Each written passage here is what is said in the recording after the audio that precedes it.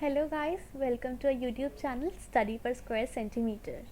This is our first video of the 30 days of VARC series.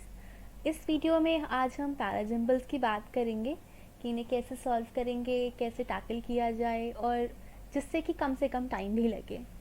Okay, so parajumble solve करते वक्त जो सबसे ज़्यादा इम्पॉर्टेंट है वो ये बात है आइडेंटिफाई करना कि जो हमारा फर्स्ट सेंटेंस है वो कौन सा होगा. जब हम ये आइडेंटिफाई कर लेते हैं तो बाकी का हमारा पैराजम्बल सॉल्व करना बहुत ईजी हो जाता है.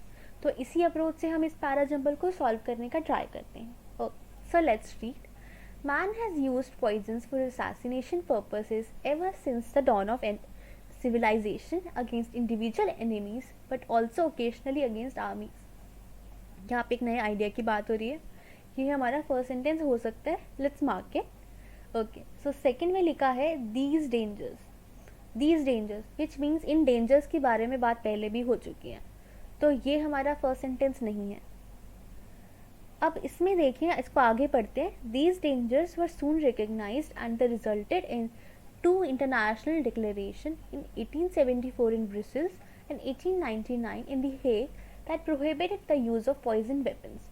इसके बाद आते हैं लास्ट सेंटेंस पे, डी पे. यहाँ पे लिखा है दो treaties were all made in good faith.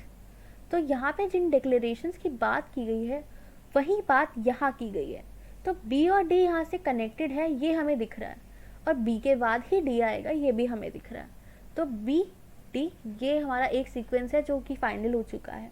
अब हमें देखना है कि ए पहले आएगा या सी पहले आएगा. Okay, so let's read the C sentence. The Foundation of Microbiology by Louis Pasteur and Robert Koch offered new prospects for those interested in biological weapons because it allowed agents to be chosen and designed on a rotational basis. Okay, तो यहाँ पे बात हो रही है कि foundation of microbiology की, और यहाँ बात हुई है डॉन ऑफ सिविलाइजेशन की. तो एक चीज़ जो हम पैराजम्बल्स में देखते हैं वो ये होती है क्रोनोलॉजी. क्रोनोलॉजी क्या होती है कि अगर जो चीज़ पहले हुई है इन द टाइम, वो ही चीज़ उसका सेंटेंस भी पहले आएगा. Suppose dawn of civilization BC में हुआ था and foundation of microbiology AD में 1700s और प्रोबेबली 1800s में हुआ होगा, और may be after that. But since ये टाइम में पहले हुआ है तो इसका सेंटेंस भी पहले आएगा. तो पहले A आएगा और उसके बाद C आएगा.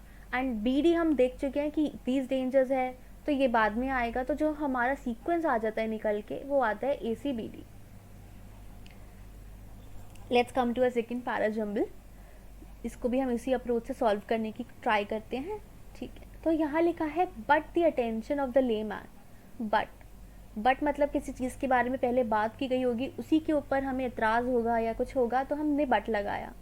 Okay, so but the attention of the layman, not surprisingly, has been captured by the atom bomb, although there is at least a chance that it may never be used again.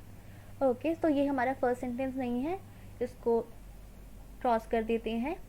Of all the changes introduced by man into the household of nature, controlled large-scale nuclear fission is undoubtedly the most dangerous and most profound. This can be our first sentence because यहाँ पे एक नया idea शुरू हो रहा है, सबकी चीज़ के बारे में हम एक्सप्लेन किया गया है. So let's mark it. Okay, so let's come back to our the next sentence. The danger to humanity created by the so called peaceful uses of atomic energy में हाउएवर बी मच ग्रेटर. मतलब जो इससे कम होगा उसकी बात पहले होगी, तभी ये उससे ग्रेटर होगा. तो ये भी हमारा फर्स्ट सेंटेंस कैंसिल हो जाता है. नाउ डी में लिखा है the resultant ionising radiation. Resultant मतलब जिसका रिजल्ट होगा वो पहले होगा. तो इस सब से हमें पता चलता है कि बी जो है वो हमारा फर्स्ट सेंटेंस है. एंड यहाँ पे न्यूक्लियर फिजन की बात हो रही है, और यहाँ पे उसी रिजल्टेंट न्यूक्लियर फिजन की रिजल्टेंट आयनाइजिंग रेडिएशन की बात हो रही है. तो ये भी हमें पता चल रहा है कि बी और डी जो हैं वो कनेक्टेड हैं. तो बी होगा फिर डी होगा. अब हमें देखना है कि सी और ए का क्या सीक्वेंस होता है. हम सी सेंटेंस पढ़ते हैं और इसको पढ़ के हमें लगता है कि ये जो है ना, ये हमें काइंड ऑफ कंक्लूजन दे रहा है पूरे पैराग्राफ का. तो ये सबसे एंड में आएगा सी. एंड बट है जिससे यहाँ पे, तो मतलब इससे पहले कुछ होगा, तो यहाँ पे बी डी ए सी, और यही हमारा सीक्वेंस होगा. कि अब हम आते हैं हमारे थर्ड पैराजम्बल पे. While you may think that you see or are aware of all the changes that happen in your immediate environment, there is simply too much information for your brain to fully process everything. Again इसको पढ़ के हमें एक नया idea पता चल रहा है, सब कुछ एक्सप्लेन है, तो ये हमारा फर्स्ट सेंटेंस हो सकता है. Next, let's read the next sentence. Psychologists use the term change blindness to describe this tendency. Okay, तो यहाँ पे हम देख रहे हैं दिस टेंडेंसी, और ऐसे वर्ड्स आइडेंटिफाई करना जिनसे कि हमें पता चले कि कनेक्टर है जिसके बारे में पहले बात हुई होगी या किसी से कनेक्टेड है, ये आइडेंटिफाई करना बहुत ज़्यादा इम्पॉर्टेंट है, क्योंकि इसी से पता चलेगा कि ये फर्स्ट सेंटेंस है या किसके बाद आएगा.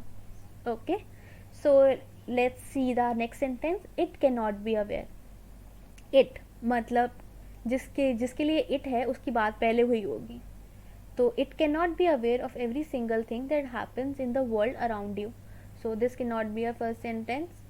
Sometimes big shifts happen in front of your eyes and you are not aware of these changes. Again these changes है तो first sentence नहीं है. तो इस सब से हमें पता चल रहा है कि first sentence तो हमारा A ही है. अब यहाँ जो हमारे लिए वो noun है जो कि subject है वो है brain, और इसी की बात यहाँ हो रही है that brain can not be aware of every single thing. तो ए और सी कनेक्टेड हैं, तो ए के बाद आएगा सी. अब यहाँ पे हमें दिख रहा है कि psychologist use the term change blindness. ये सेंटेंस हमें एक तरह से हमें कंक्लूजन दे रहा है पूरे पैराग्राफ का, तो ये हमारा लास्ट सेंटेंस हो सकता है. जब भी सॉल्व करें तो हम देखें कि लास्ट सेंटेंस और फर्स्ट सेंटेंस क्या हो सकता है, तो इससे हमारे लिए सॉल्व करना बहुत आसान हो जाता है.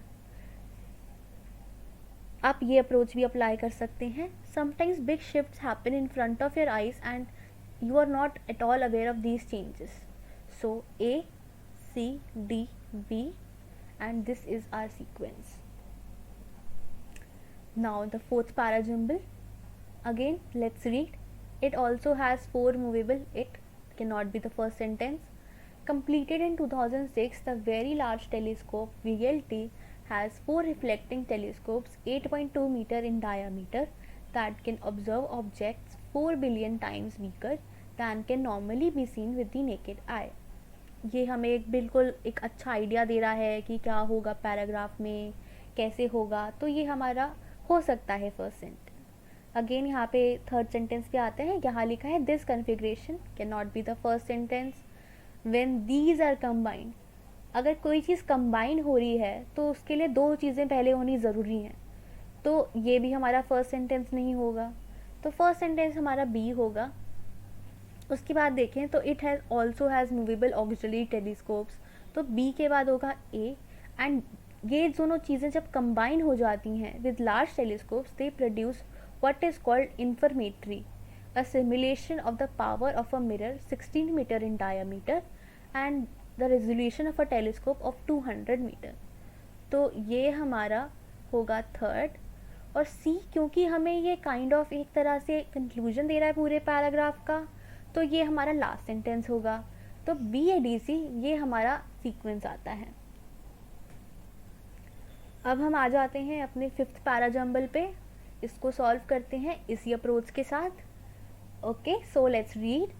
As operating systems, Latin and French outlived the strategic preeminence of Rome and France.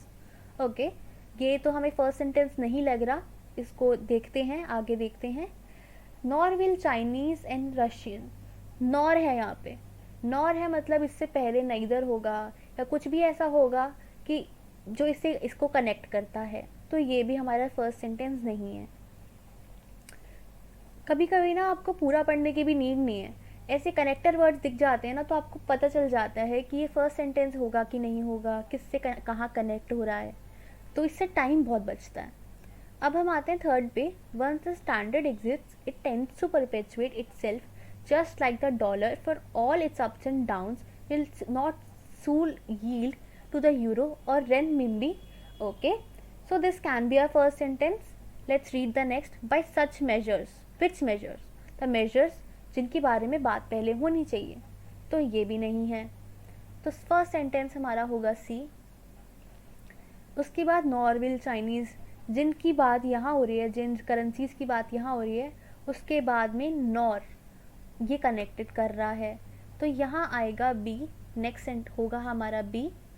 और उसके बाद क्योंकि यहाँ है by such measures no other rival, ये सेंटेंस हमें एक तरह से पूरा कंक्लूजन दे रहा है।